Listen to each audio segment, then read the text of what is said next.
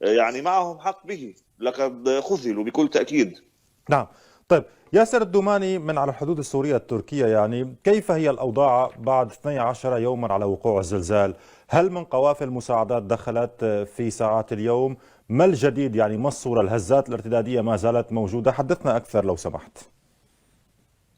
نعم، تحية لك ولمتابعيك ولضيوفك الكرام. مم. يعني سأضيفك عن الوضع الإنساني المزري في كل من تركيا وأيضا عن الشمال السوري. بالفعل من لم يمت بالزلزال سيموت من البرد والجوع والمرض. يعني هناك تخاذل واضح اتجاه معاناة الإنسان السوري وأيضا يعني الأتراك إخواننا. الوضع سيء جدا بكل ما تعنيه يعني الكلمة. لم تتوقف الهزات الارتدادية أبدا. الوضع سيء جدا.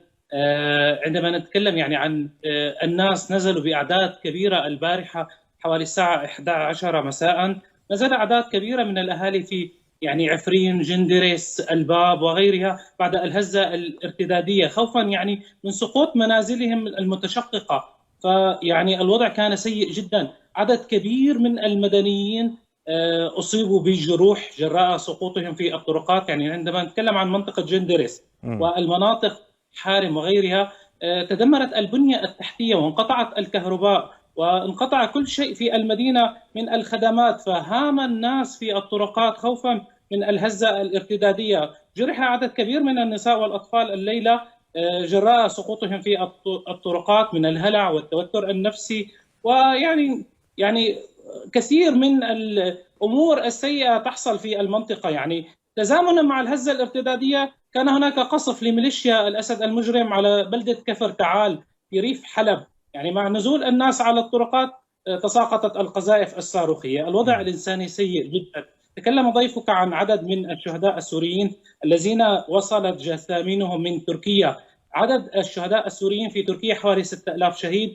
في مناطق الشمال السوري المحرر أكثر من 2200 شهيد. بالمجمل السوريين الذين استشهدوا خلال الزلزال حوالي 10,000 شهيد. فالوضع يعني سيء جدا. أيضا يعني ارتفع منسوب، يعني المصائب لا تأتي إلا دفعة واحدة. ارتفع منسوب مياه نهر العاصية اليوم وغمرت عدد كبير من الأراضي الزراعية، وخصوصا يعني في منطقة ريف إدلب الغربي، قرية العلاني في سلقين، ونزح عدد كبير من الأهالي في الخيم من المنطقة. وضع سيء جدا. جرحى لا يجدون الدواء. أهالي يعني هائمون. عدد الذين في الشمال السوري هجروا بيوتهم حوالي 170 ألف نسمة. هؤلاء يعني يبحثون عن مأوى، يبحثون عن دواء لأطفالهم. بالأصل نحن يعني كنا نعاني من شح المواد الغذائية جراء يعني حصار الأمم المتحدة وإغلاقها المعابر، واليوم نعاني من موضوع يعني جرحى الزلزال حوالي 14 ألف جريح في الشمال السوري، وأيضا هناك جرحى يعني قدامى جراء قصف النظام المجرم للمناطق في الشمال السوري. الوضع الطبي سيء.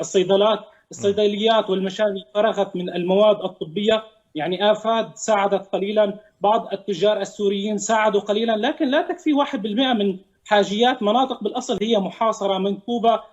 كانت يعني تبحث عن أي منفذ جراء يعني تواطؤ المجتمع الدولي، الأمم المتحدة وروسيا على تلك المناطق المحاصرة. 3 مليون إنسان موجودون في الشمال السوري، وضعهم سيء جدا. ما عدا يعني تدفق الآن عشرات العوائل من تركيا إلى الشمال السوري، وهؤلاء يعني أهلنا، ولكن أيضا بحاجة لمساعدة، بحاجة لخيم، بحاجة إلى أماكن إقامة، إلى مأوى. فالوضع سيء جدا. يعني السوريين يشعرون بالصدمة. السوريين يعني عندما تتكلم يعني يتكلم المجتمع الدولي عن فتح الحدود لشهرين إلى 3، والمناطق المنكوبة بحاجة لسنوات للإعمار. هناك خوف أن تغلق الخيم عليهم وينظرون إلى أطفالهم يموتون من البرد، من الجوع، من نقص الدواء، وتعاد يعني المأساة بإغلاق المعابر. نعم، أشكرك ياسر الدوماني الصحفي من الحدود التركية السورية عبر خدمة سكايب. شكرا لكل هذه الإيضاحات. تبقى معنا سيد حمزة تكين. يعني